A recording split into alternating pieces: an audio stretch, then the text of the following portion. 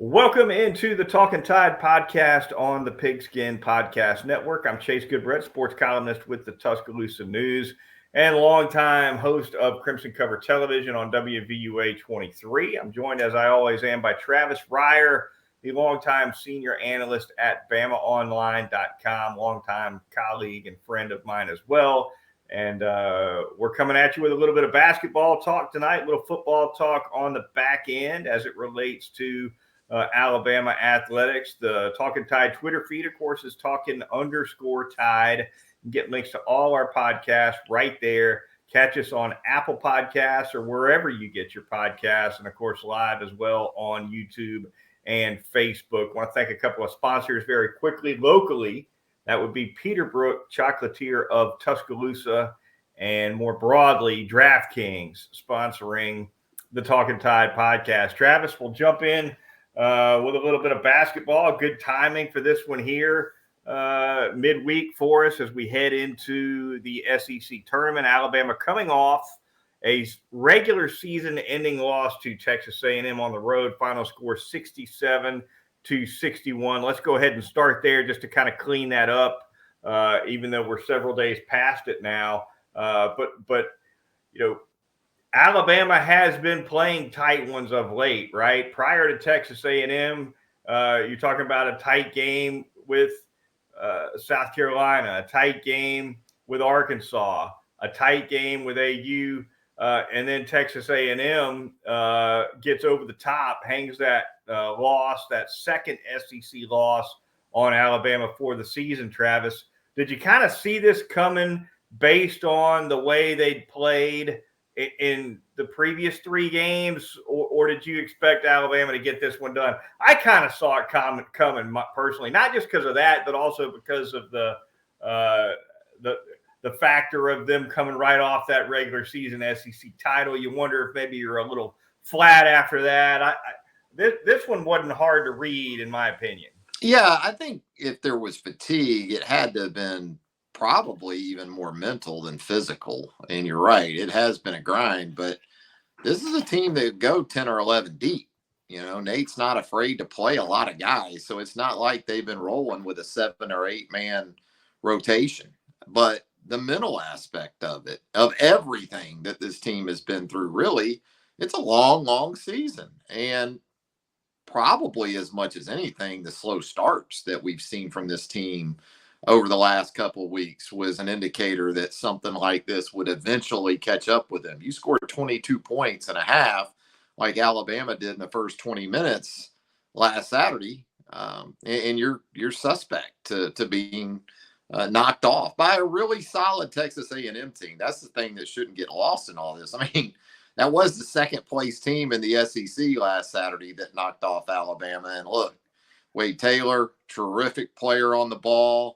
Tyrese Radford, really good player at the other guard position. They say this time of year is about guard play. I think that's where you start with the A&M game too. Javon Quinterly did another good job coming off the bench, but you know, between Jaden Bradley, Mark Sears, some of the guys off the bench like Ryland Griffin, Amari Burnett, they just weren't good enough at the guard position either. Yeah, you mentioned slow starts. No doubt that's been a theme late in the season for Alabama. Several slow starts that's caught them flat-footed multiple times. Texas A&M no different. Also had issue down the stretch for Alabama, cold shooting, and in the words of Henry Lee Parker, let me grab my glasses. Let me get my glasses. Yes. Yeah, there you go. Our esteemed slam dunk winner for the greatest 30 for 30 of all time, that Pony Excess. You've got to pull up Pony Excess. You've got to you've got to witness Henry Lee Parker in all his glory. But not to get off track. Cold shooting, Travis, for Alabama basketball.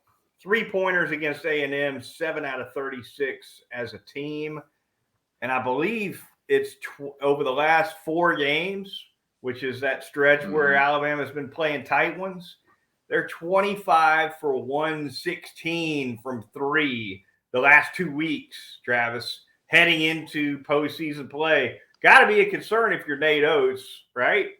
less than 22% over that stretch from three. And as we've talked about, this isn't a team that has to shoot the three at a high level to win games against solid to formidable competition, but it's got to be better than it was or it has been of late. You can't shoot sub 22% once you get a round or two into the NCAA tournament and expect your shelf life to be anything resembling, I don't know, Twinkies. You're not going to go that long, put it that way. So, a lot of ways this game last Saturday, it comes down to math. You said it. Alabama shoots 20 more threes than Texas A&M, but ends up +9 in points off of threes. And then A&M ends up, what was it, +17 from the free throw line in shooting 28 attempts, making 27 of those. Alabama shot free throws at a good rate, 10 of 11, just didn't get there enough. And that's going to happen when you get 36 threes up in a game. Yeah, Wade Taylor, 28 for the game, 10 out of 10 from the line. Tyrese Radford, 10 out of 10 from the line as well. But those two guys, Travis, knocked down 20 for 20 from the free throw line for the Aggies. They finished. A&M a perfect 13 of 13 in the final 3 minutes and change. Yeah. Last Saturday. Yeah, that's called getting your ass closed out. I mean, that's that's what's going to happen if a team's going to make free throws and get to the free throw line at that clip and then make them. No doubt about it. Alabama falls for their second SEC loss of the year to Texas A&M. As we spin it ahead, Travis, looking forward to the Southeastern Conference tournament coming up beginning Wednesday, technically, kind of that little play-in day on Wednesday and moving on through the championship game on Sunday. Alabama is looking ahead with that double bye and a Friday start at the Gators or the Bulldogs of Mississippi State. Your thoughts about what awaits or what likely awaits Alabama? Yeah, it's hard not to like Mississippi State in that game for the simple fact that Colin Castleton's not around now for Florida. Had that hand injury a couple weeks ago against Ole Miss. So that was a devastating loss for the Gators. We saw in Tuscaloosa what he's capable of doing. He was phenomenal. The lone bright spot for the Gators in that blowout loss to Alabama in the regular season. Tulu Smith was a bit up and down, meanwhile, for Mississippi State. Not so much a factor in the first go-around in Starkville. Really struggled from the free throw line, but was better in Tuscaloosa. That was a 3-point game. I would say Mississippi State, the tougher matchup of the two. I know Florida won a couple games in a row to close out the regular season. I think those came against LSU and Georgia, though. Certainly not top-tier competition in the league. But you almost feel like Alabama owes Mississippi State a favor or two after Mississippi State knocked off Texas A&M, right? And really helped make that game last Saturday in College Station insignificant in relation to the outright SEC title for the Crimson Tide. Yeah, Alabama locked that one down going into Texas A&M. Nate Oates preempted the question in his pre-Texas A&M news conference. He preempted the question about whether or not Alabama was going to be flat or unfocused for an A&M because they had just won the regular season title, and did they have anything to play for? And his comment to that was, look, we're going into postseason play as soon as this game is over. So yeah, the motivation is we haven't been playing great lately. We better play our best basketball now, so that we're firing on all pistons going into the postseason. Well, that didn't happen, but that was kind of Oates' approach going into A&M, and of course now. Go ahead. Here's the thing. Alabama was still up 3 with about 4 minutes to go last Saturday. After everything that happened in the first half, after all the turnovers, after the poor shooting from 3, on the road in a raucous environment, they were still up 3 and had a chance to win that game. So I know that sort of the tone coming out of that game was almost as if Alabama sleptwalk through that loss to Texas A&M. And again, the start just wasn't good.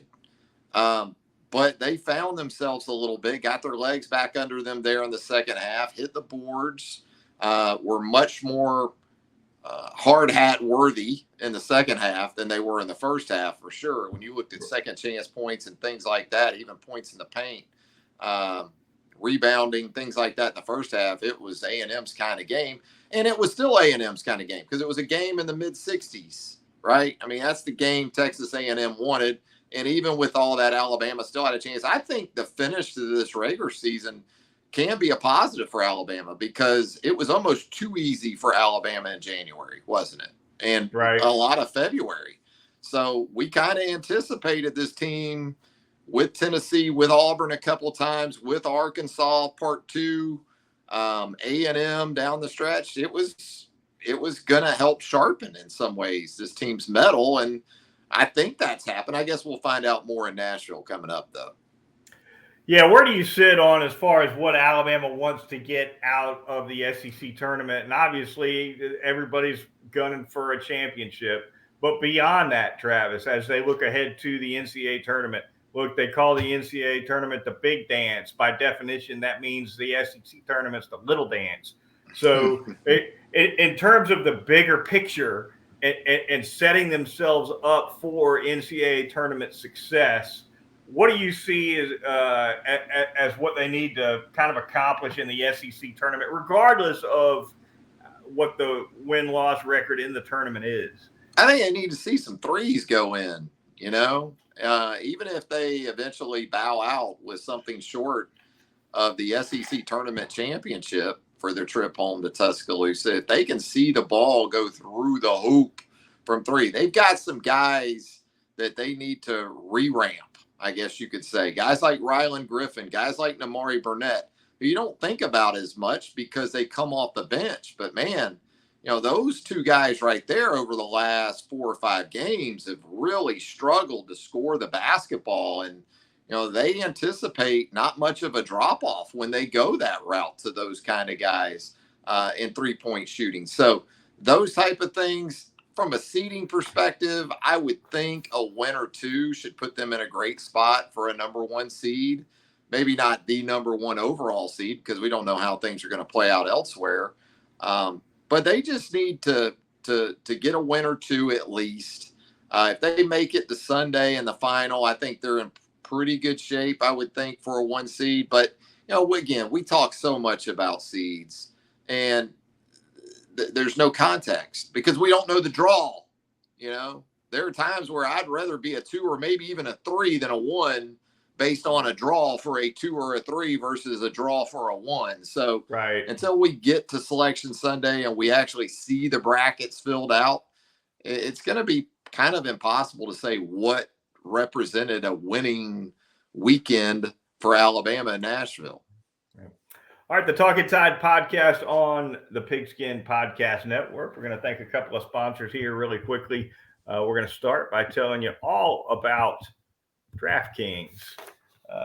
NBA fans, time, of course, to bring the hoops action to the palm of your hand with the DraftKings Sportsbook, an official sports betting partner of the NBA. This week, new customers can bet $5 and win $200 in free bets instantly. Plus, for a limited time, all new and existing customers can get a no-sweat same-game parlay every single day. So download the app now. Sign up with the code TPPN.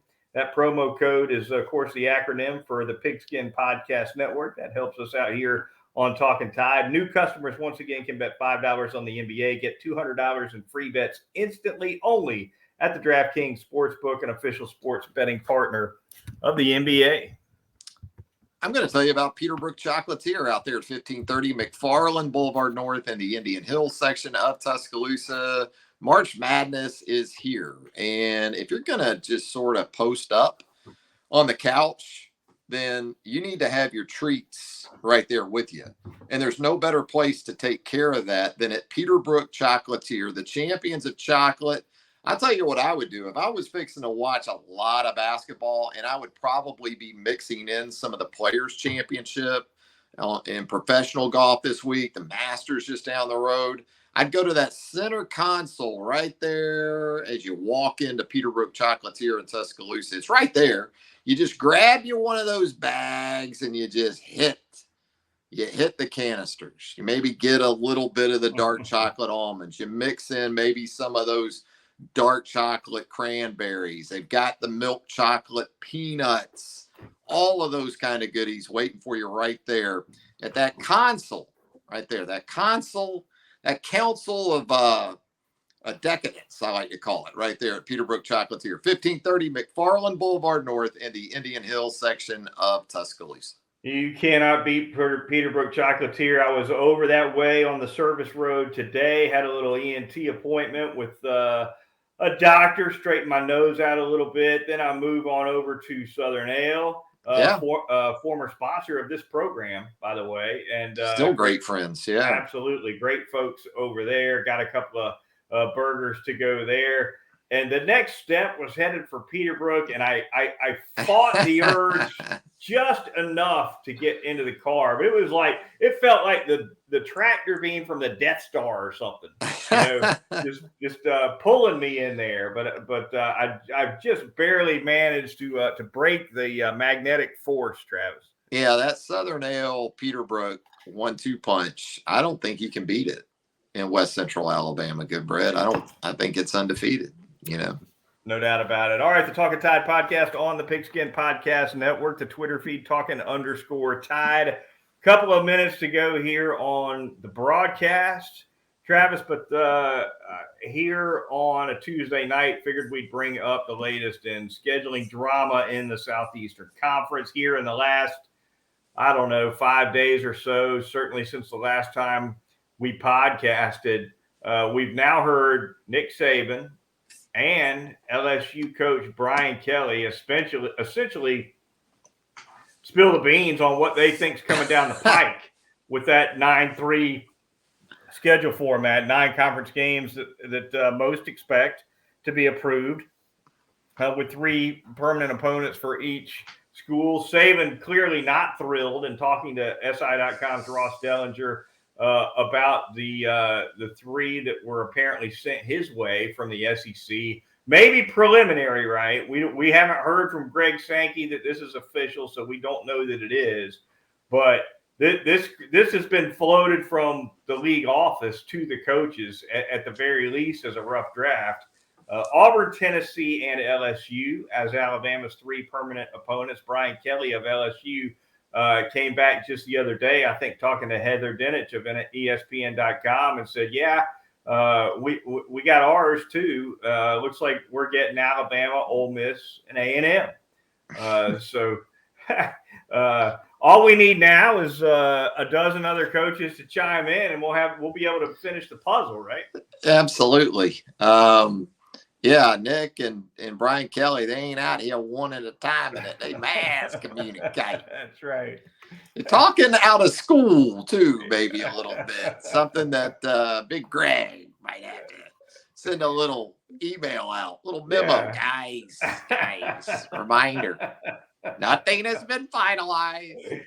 Oh, Greg might have to have a talk with those coaches again. How about Greg every year at those SEC spring meetings? It seems like Greg first thing has to address his football coaches. Yeah, you had Nick and Jimbo last year, right? Right. Yeah. Now he's gonna have to chide them a little bit about that talking out of school with the schedules.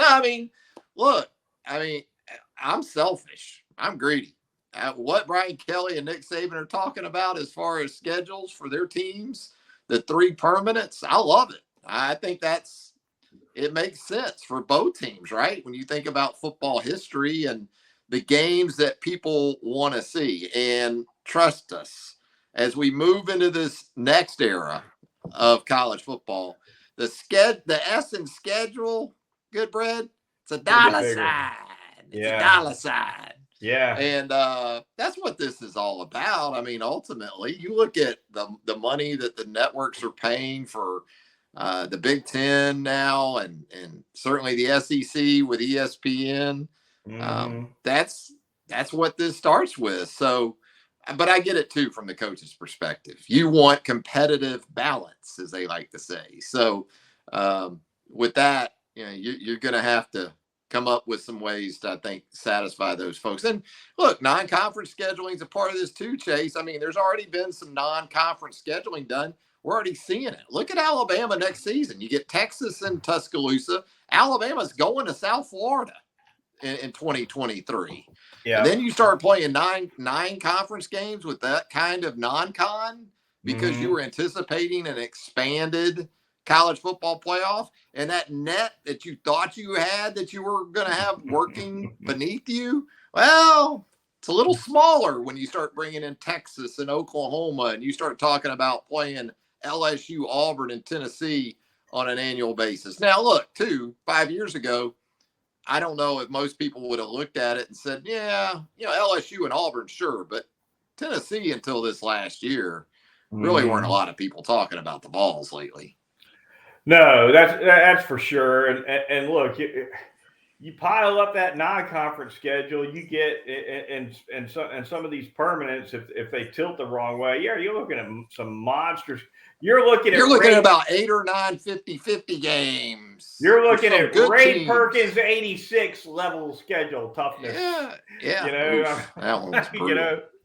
It could get pretty nasty. But again, and I've written this for the T News, I would have more sympathy for the argument for balance if the CFP was sailing into the future, sticking with that 4-team format, right? But now that the CFP is ripping this thing open and tripling the size to 12 teams, there's the 2-loss team, the better 2-loss teams are in. Go look at the rankings, the final CFP rankings the last few years. You're going to have 3-loss teams. You should. You should. Maybe getting into that playoff, Travis. And so when you look at it from that standpoint, for me, it leans me toward the side of the fence where, people just want the best football out there. There's no doubt about it. And Nick Saban himself is on record that he wants 9 conference games. You got him. Well, this is the way it's possibly going to work.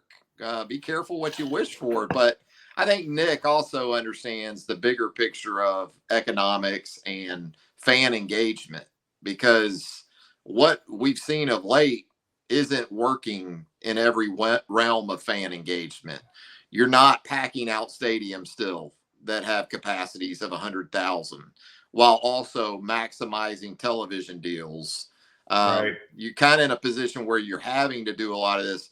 Again, I'm not sure if there was as much forethought given to non-conference scheduling in addition to where these conferences are going, because it looks like the home and homes are back, right? So there's some years, you could be at Notre Dame, at LSU, at Auburn in the same year, those type of road games.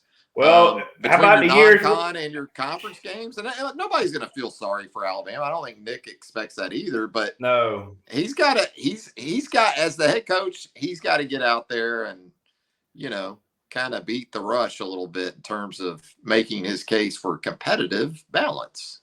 And he's got some years lined up where it's 2 non-cons from a major conference. That's what I mean. It could be a little bit of a snarl. So you add 2 tough non-con, not every year. Some of these years that have been scheduled in the future, there's only one.